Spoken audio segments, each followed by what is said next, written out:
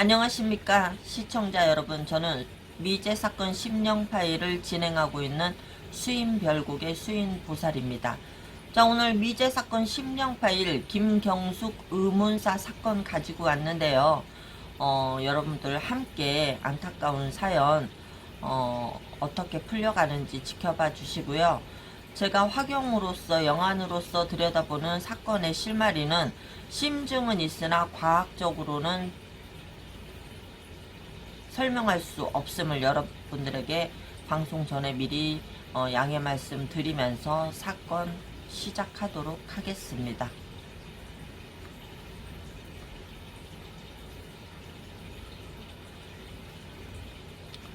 자, 오늘 사건명은 김경숙 의문사 사건입니다.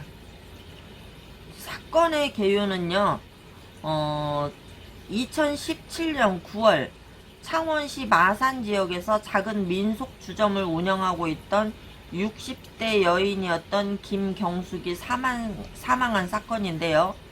다만 단순 변사체로 치부하기에는 석연찮은 주변 정황을 경찰이 잡았기에 경찰이 장기 수사에 들어간 사건입니다. 자, 그렇다면 여기서 김경숙은 어떤 인물인가? 김경숙은 80년대 말에 결혼해서 자식도 낳고 평범하게 살던 여성이었는데요. 딸이 초등학교, 고등학교이던 때에 김경숙은 갑자기 친구 신발 갖다 주러 간다라는 말만 남기고 가출된 채 연락이 두절됩니다. 그러다가 친구인 김모모 밑으로 들어가더니 2010년대 중반에는 김모모 씨의 가족으로 성인 입양이 되었고 전후로 남편과 법적으로 이혼을 하였다고 합니다. 이 시기 전후 마산에서 작은 민속주점을 운영하기 시작했는데요. 친구 밑으로 들어가서, 그러니까 집을 가출을 해서 연락이 두절이 됐는데 친구 밑으로 들어가서 그 친구의 성인 입양으로 입양이 되고, 그러고 나서 남편과 법적으로 이혼을 하고, 그러고 나서 바로 작은 민속주점을 운영을 하기 시작했다는 말인데 참 특이하네요. 평소 주변 상인들에게 김경숙 씨는 자전거를 타고 항상 혼자서 가게를 보고 주변 사람과의 소통도 없이 일에만 우직하고 검소하다 못해 재산 사정이 쪼들리는 인상이었다는 걸로 기억되고 있었다고 합니다. 장사도 그렇게 되는 편은 아니었지만 각종 물건이나 미천 살 때도 외상을 하는 경우가 잦았으며 주점을 경영하지 않는 낮에는 주변 식당에서 아르바이트 투잡을 했다고 합니다. 자, 여기서 김경숙님의 딸에 대해서 좀 들여다보면, 딸은 어른이 된 뒤 사건의 진실을 알기 전 딸이 살고 있던 동네 동사무소에서 온 부모 주소지 연락권을 통해 이를 수반한 수소문 끝에 어머니를 만난 적이 있었는데요. 어머니는 자신을 평범한 손님 대하듯 간단한 의사만 표하고 그냥 조용히 식당만 볼 뿐이었다고 합니다. 딸은 자신을 잊어버린 듯한 어머니에게 할 말이 있었지만 미처 생각하지 못해서 식사만 한 채 눈물만 그렇게 흘리고 나왔다고 합니다. 그러다 자신의 어머니가 죽음을 맞은 후 경찰에게 어머니의 보험에 관해 알아보라는 연락을 받게 되면서 딸은 사건의 진실을 쫓게 되는데요. 딸은 무엇보다도 적극적으로 사건의 진실을 쫓기 위해 그알다에 제보를 하고, 김경희에 대해서 어머니와 이름이 비슷하니까 처음에는 이모인가 했는데 이모라 해도 금시초문인 이름이라 상당히 생소했었다고 합니다. 그런데 한 가지 특이사항으로 김경숙이 생전에 낮 부업을 뛰던 식당에서는 본인 이름보다는 가명을 썼는데 가명을 바로 딸의 이름으로 하였다는 것입니다. 이혼 소송 당시에도 만일 딸과 아들이 오면 밥이라도 한 끼 사주겠다는 의사를 보여줬다는 걸 이혼 소송 담당 변호사는 기억하고 있었으며, 어떤 편지에서도 어느 어머니가 자식을 키우고 싶지 않겠으며 자식 사랑을 포기할 수 있겠습니까? 라고 스스로 언질한 부분이 있었다고 합니다. 이를 뒤늦게 알게 된 딸은 그래도 어머니가 계속 나를 생각하고 있었다면서 오열을 했는데요. 딸은 수사자료 열람을 위해 경찰서에 들렸으나 경찰은 딸에게 경찰 수사서류 열람 복사 신청권자가 아니라면서 돌려보냈고요. 허술하겠지만 이미 김경희가 손을 써서 그렇게 됐을 가능성이 높다라고 봤다고 합니다. 그러다가 이분이 급사를 당하셨는데, 급사 2017년 9월 7일 새벽 김경숙은 쓰레기를 버린 뒤로 갑자기 며칠 동안 가게불이 꺼져 있으며 이를 이상하게 여긴 김경희의 여동생 남편인 최모모 씨가 쓰러진 김경숙을 발견해서 신고를 하였는데요. 발견 당시 시신은 부패 속도가 급속도로 진행되기 시작했을 때이고, 손목 밑 같은 부분은 검게 썩기 시작하였다고 합니다. 부검 후 목에서 떡이 발견되어서 떡을 먹다 죽은 변사사건으로 묻히나 했지만, 사망자의 특성상 떡을 먹다가 죽기는 석연찮은 부분이 있었다고 검하느나 주변의 떡 상인들이 말했다고 합니다. 이 사건의 의문점인데요. 정말로 떡을 먹다 죽었는가? 떡을 먹었다고 죽기에는 황당한 이유였다고 합니다. 그렇다고 아주 사례가 없지 않은 게 간혹 가래떡을 먹다가 죽은 사례자가 뉴스 단신으로 나와서 정말 떡을 먹다 목 막혀서 죽었을 가능성도 적지 않다라고 볼 수 있는데, 그렇다 하더라도 그럴 가능성도 높지 않은 게 부검의 측에서도 떡을 먹다 목에 걸린 거라기보다 사망한 과정에서 위의 내용물이 기도로 역류했을 가능성을 배제를 하지 못한다라고 여지를 남겼다고 합니다. 그러니까 떡이 목에 걸렸다라기보다는 어떠한 일련의 과정을 통해서 위에 있는 떡이 기도로 역류를 했을 가능성을 암시를 했다고 합니다. 거기다가 이런 기도 폐색 사망 사고는 음식물을 음식물을 입에서 씹는 능력이 떨어지거나 의식 상태가 떨어지는 사람의 케이스에서 자주 나는데, 김경숙은 거기에 해당하는 사람도 아니라는 것인데, 진짜 석연찮은 부분은 따로 있었다고 합니다. 어떤 점이 석연치 않았느냐면, 김경숙의 사망 이후 김경숙의 실질적 가족들은 장례를 보기 위해 장례식장에 갔었으나 김경희 일가 측이 김경숙의 실질적 유가족들을 막아서며, 경숙이가 그랬는데 만일 자기가 죽지 않으면 내 가족 아무도 부르지 말라라고 유언을 남겼다면서 돌려보냈다고 합니다. 처음에는 그냥 그런가 보다 했는데 시간이 지나면서 왜 자기가 언제 죽을지도 모르는데 뜬금없이 가족도 부르지 말라고 했으니 그 이유를 모르겠다면서 의구심을 품었다고 합니다. 거기다 화장 후 유골을 뿌리러 갈 때 김경희 측은 김경숙의 실질 유족들을 제지했으며, 유족들이 어디다 뿌릴 거냐 물으니 김경희는 그냥 가서 뿌릴 건데 사람이 많이 가면 안 된다. 그냥 경숙이가 좋아하던 바다가 있으니 거기다 뿌린다라고 무슨 바다인지까지 얘기 안 하고 따라오지 말라고 일축했다고 합니다. 그때만 해도 유족들은 김경희가 친구를 잘 생각해 주나 보다라고 생각을 했었다고 합니다. 그러나 김경숙의 친언니는 조카의 보험 관련 건 전화를 받고 이에 의구심을 품어서 김경희에게 전화를 하였다고 합니다. 친언니는 친언니가 하시는 말씀을, 그런데 보험을 들어놨으면 하다못해 경숙이 아들 딸 앞으로 했어야지 왜 경희가 받는 건데? 라는 의문을 품으며 말했지만, 김경희는 그 보험 수령자 내 앞으로 된 건 김경숙 본인의 의사 100%에 의해서라고 얼버무렸다고 합니다. 거기다 주변 상인들의 증언에 따르면 사망 이후 김경희가 주점에 남아 있었던 김경숙의 유품을 느닷없이 고물상에 처분하는 장면을 목격했다고 합니다. 이에 목격자가 의아해서 김경희에게 물어보니 내 동생 일인데 아줌마가 왜 참견하느냐고 말을 했다고 합니다. 김경숙 주점 건물을 같이 쓰던 금은방 주인은 김경희에게 김경숙 씨가 어찌하다 이렇게 돌아가셨느냐 물어보니 김경희는 오히려 김경숙에 대한 욕을 하는 반응을 보였다고 합니다. 금은방 주인은 그렇게 헌신적으로 살아온 김경숙인데 오히려 왜 욕을 하지? 라는 의구심이 들었다고 합니다.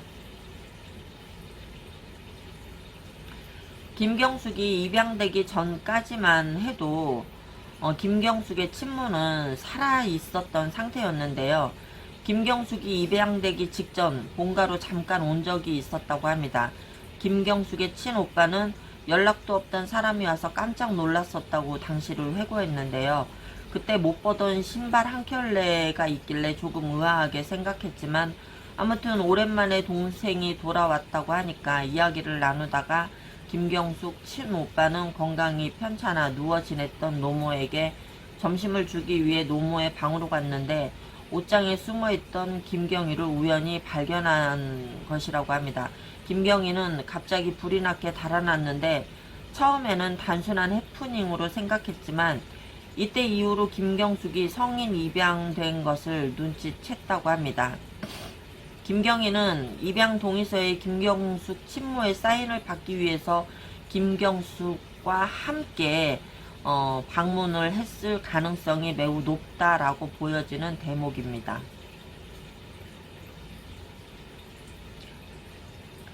사망한 김경숙 씨는 14개 보험사에 22개의 상품을 들었던 상태였으며 만일 보험금이 수령된다면 58억 원, 그리고 수령자는 양자매인 김경희 앞으로 되어 있었는데요. 그리고 처음에는 보험에 본인 명의로 가입했지만 얼마 안 돼 수령자가 김경희로 바뀌었고 보험 가입 간격도 비정상적으로 짧았다고 합니다. 심지어 같은 날에 2개의 보험에 든 적도 있었다고 합니다. 거기다 김경희 본인은 물론 최 씨와 김경희의 친동생 전부 보험 설계사 경력 보유자였다고 합니다. 딸은 김경숙의 정확한 보험 내역을 조회하려고 했으나 전부 계약자 외라면서 거절당했다고 합니다. 이에 대해서는 익명의 업계 보험 설계사도 소송을 해도 소용없다고 증언을 했는데요. 해당 보험사에 전부 조회했으나 비슷한 말들만 들을 뿐이었다고 합니다. 거기다가 보험 문서를 분석한 김원수 순천향대 교수에 따르면 정작 김경숙의 보험에 본인을 위한 보험은 하나도 없었다고 말을 했는데요. 더 자세히는 해약 환급금도 없는 단기 사망보험을 집중적으로 가입했다고 분석합니다. 그리고 그 보험은 사망한 이후 수익자가 모든 수익을 챙겨가는 구조인데 어떻게 그 망자를 위한 보험이냐, 그게 망자를 위한 보험이냐면서 두 사람 사이에 보험을 둔 어떤 약속이 있지 않았나 의심한다고 합니다. 그리고 입양 동의서나 보험 동의서의 필적에도 상당한 차이가 있다는 의심이 있어서 그알다 팀에서는 필적 검증을 요구를 했는데요. 감정사 서한서 씨는 어느 정도 차이점이라고 할 만한 걸 밝혀냈으나 서한서 씨는 필적 차이를 찾는 과정에서 상당한 곤란을 겪었고 자신이 아닌 다른 전문가들도 의견이 거의 반반으로 갈린다며 필적 감정도 시비를 가리기 쉽지 않음을 말씀하셨다고 합니다. 자, 그렇다면 콧물 나 죄송합니다. 그렇다면 김경숙의 양자매인 김경희는 누구인가? 중학교 앨범이 있는데 놀랍게도 앨범에 김경숙과 김경희가 함께 찍혀 있었다고 합니다. 그 둘은 말 그대로 학교 동창이었는데요. 명목상 친구라고는 했지만 어떤 관계였는지 알 길은 없었고 김경희와 복잡한 인연은 생각보다 더 오래된 듯 하다고 합니다. 유족의 증언에 따르면 김경숙이 가족을 버리고 떠날 당시 김경희는 모친이 일단 식당을 하고 있었고 김경숙은 가출한 뒤 오갈 데가 없어서 친구네 엄마 밑에서 일을 하는 식으로 김경희 일가에 붙어 살기 시작한 게 아닐까라고 생각을 하고 있다고 합니다. 김경숙이 운영하던 주점 건물과 같은 건물을 쓰던 금은방 주인의 증언으로 김경희는 고인 및 자신이 있는 건물의 건물주의 딸이라는 소문을 들었다고 합니다. 미술을 전공했지만 미술 활동도 되지 않고 사업도 되지 않던 형편이었다고 합니다. 그럼에도 자신은 예술가라고 옷을 좋은 거 입어야 한다면서 항상 값진 옷을 입고 나왔다고 합니다. 이에 대해 김경숙 씨는 차림새가 남루했다고 하는데요. 거기다 주변 상인들의 증언에 따르면 김경희는 김경숙을 하인대하듯 했으며 그런 김경숙은 김경희를 사장님이라고 불러댔다고 합니다. 김경숙의 민속 주점조차 실질적인 오너는 김경희였으며 김경숙은 가게 보는 일의 일꾼이었을 뿐이었다. 자기는 점포만 보유했을 뿐 경영에는 아무런 관여를 하지 않았으며 굳은 일은 다 김경숙을 시켰다고 합니다.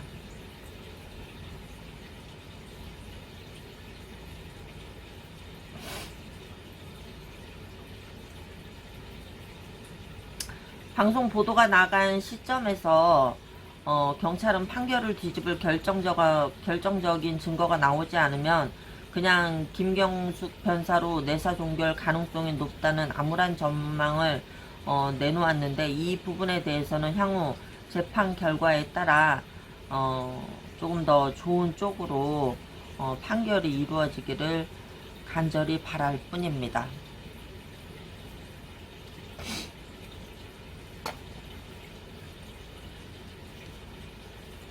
이게 사건이 좀 의아한 게 뭐냐면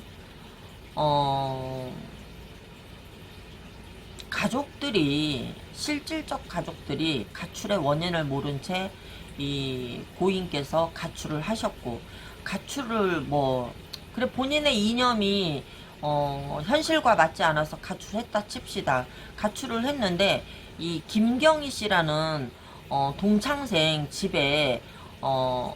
집에서 운영하는 식당에서 일을 해가면서 의탁을 했는데 의탁을 하는 것도 좋다 이거야. 그런데 어쩌다가 생모도 살아계시고 친오빠도 있는데 2017년도 사건입니다.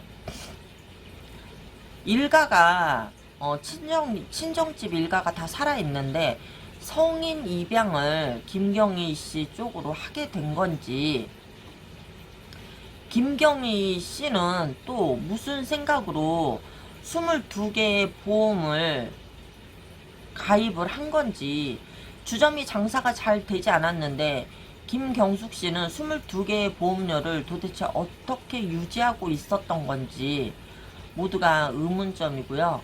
그 다음에 시신을 발견했을 때는 이미 심한 부패가 진행되고 있었던 시점에서 발견을 했는데 정말 떡이 목에 걸려서 돌아가신 건지 아니면 누군가가 올라타서 목을 조른 건지 이런 것들은 한번 들여다봐야 정확하게 말씀드릴 수 있을 것 같습니다. 우리가 지레짐작으로 무언가를 평가하기는 좀 이른 면이 있고요.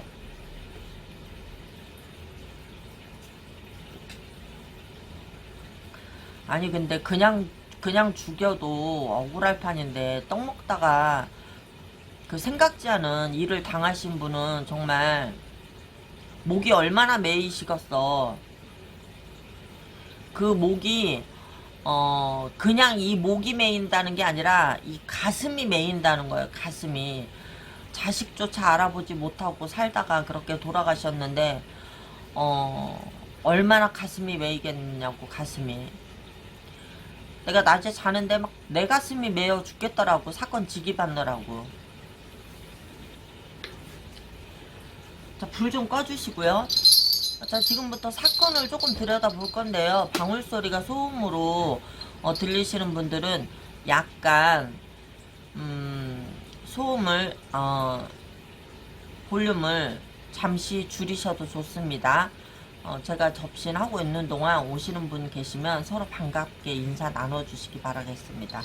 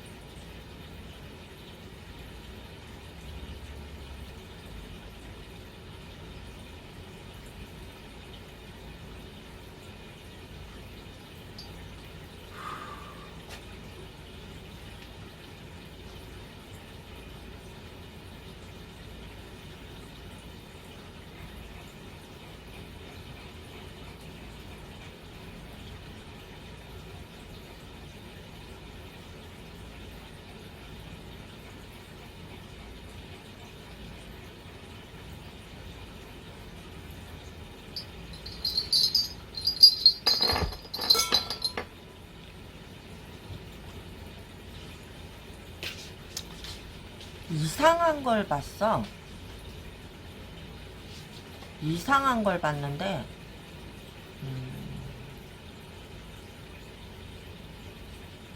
여잔데 좀 어두운 계통의 옷을 입은 여자로 보이는데 어떤 서류 같은 건지 종이와 펜을 들고 무언가를 써줄 것을 요구하다가 의견이 맞지 않아서 그 의견 차로 가벼운 몸다툼이 있었다라는 거를 봤거든요. 근데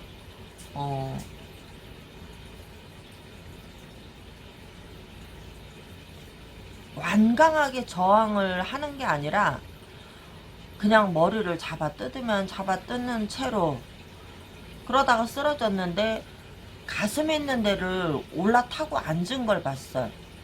가슴에 있는 데를 이렇게 깔고 앉는 거를 봤거든, 여자가. 근데 어떤 서류 같은 거를 가지고 가서 그거를 써줄 것을 요구를 했는데 그러다가 의견 차이가 났고, 그러다가 가슴 있는 데를 깔고 앉은 그런 모습을 봤거든요. 그러니까 무엇을 써달라고 요구를 해서 그걸 거절당하자 분에 못 이겨서 약간의 실랑이 끝에 그런 우발적 사고가 일어난 걸로 보이는데, 계획적 범죄는 아니랍니다. 우발적이었대요. 우발적인데 그렇다고 해도 살인죄가 뭐 어떤 동정을 살만한 죄목은 아니지만, 어쨌건 가슴을 깔고 앉은 게 사망의 계기가 됐고요. 그 다음에 가슴을 왜 깔고 앉고 지랄이요. 가슴을 깔고 앉았던 게 사망의 원인이 됐다고 합니다. 그리고 무언가 서류를 가지고 와서 거기에 뭔가를 써줄 것을 요구를 했다고 해요. 어떤 서류인지는 모르겠으나 어떤 네모난 종이장을 갖고 와서 써줄 것을 요구를 했는데 김경숙 씨가 거절을 했대요. 거절을 해서 그로 인해서 약간의 의견 차이와 몸싸움이 있었고, 그러다가 가슴을 깔고 앉았는데 그로 인해서 생을 달리하시게 된 그런 계기가 됐대요. 그러니까는 이 드시면서 얘기를 하는 중에 이게 떡이 얹힐 만큼의 뭔가 서로 조화롭지 않은 대화가 오고 갔었나 봐. 아휴, 오늘은 좀 욕이 나오는 사건이네. 욕이 나오는 사건이에요. 욕이 나오는 사건. 근데 물증도 없고 CCTV 확보도 안 돼 있고 목격자도 없기에 그냥 이렇게 두루뭉실하게 넘어가는 듯 싶으나, 분명히 답은 있습니다. 분명히 답은 있을 거기 때문에 범인은 반드시 체포되리라고 생각됩니다. 여러분들이 짐작하시는 그분, 제가 짐작하고 있는 그분이 제 화경에도 보였거든요. 그래서 반드시 재판이 결과가 좋게 안 나온다 하더라도 반드시 재수사를 통해서 검거를 꼭 하지 않을까 싶은 제 개인적인 소망과 제 개인적인 사견으로 미루어 짐작을 해봅니다. 이 사건. 범인은 답이 나와 있어요. 범인은 답이 나와 있는데 어떤 과정으로 죽였느냐, 이게 문제이고, 그 당시에 이 피해자분한테 내밀었던 서류가 무엇이냐, 이거를 알면은 조금 답을 빨리 찾으실 수 있을 것 같은데 그 서류가 무엇인지를 모르겠어요.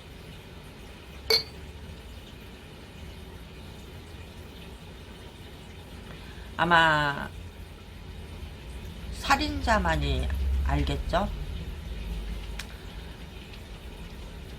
자, 김경숙 의문사 사건, 이렇게 해서 여러분들과 함께 진행을 해 봤는데요. 이렇게 해서 진행을 함께한 저는 수임별국의 수임보살이었습니다. 이 사건이 조금 더 구체적으로 들여다보는 지혜로서 이 사건이 꼭 파헤쳐져서 범인이 검거되기를 손꼽아 기다리도록 하겠습니다. 함께 시청해주신 여러분들 감사합니다. 구독과 좋아요를 눌러주시면 저에게 정말 큰 도움이 될 것 같습니다. 여러분들 구독과 좋아요 부탁드립니다.